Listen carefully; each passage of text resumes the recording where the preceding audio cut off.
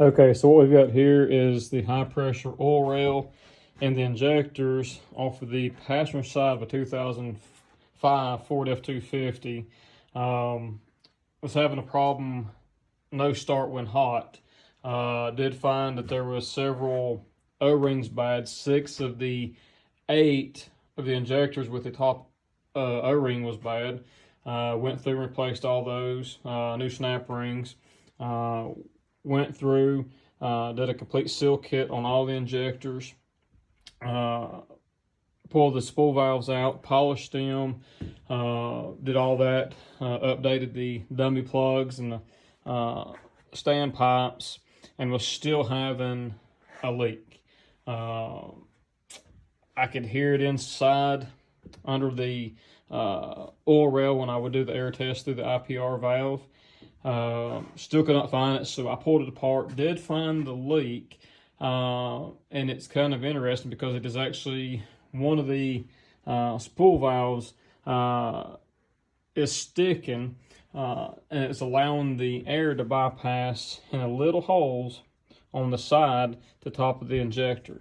So what I'm going to do here, I'm going to throw a little bit of air to this thing, pressurize it, then I'll throw some soap in here, and we'll try to chase which one it is, because I just kind of threw them back on here randomly to try to find it. Stay tuned. One of the injectors.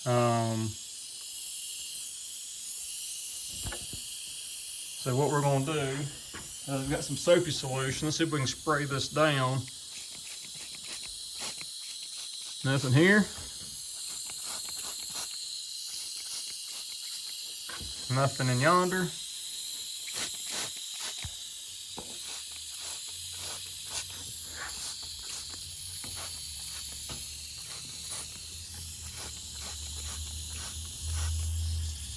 There she is. So that little leak right there was the main culprit of a hot no start. And you can see it's leaking pretty good. Roughly about 100 pounds on the air compressor. So when this thing's pressurized and it's needing a 500 PSI to even to start, with the oil being thin, this coupled with, like I said, 6 of the top O-rings was bad, replaced all those. Went with HHC fail-proof nipple cups and new O-rings and the oil rails. New IPR valve, new ICP sensor.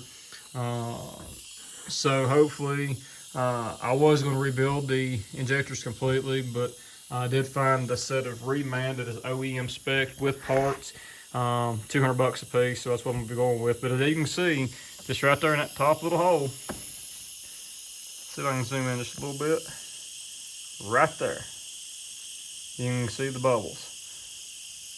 So hopefully these new injectors and everything else, I can get this thing back together, hopefully in a few more days here. Hope this helps somebody out when they're trying to troubleshoot a hot no start.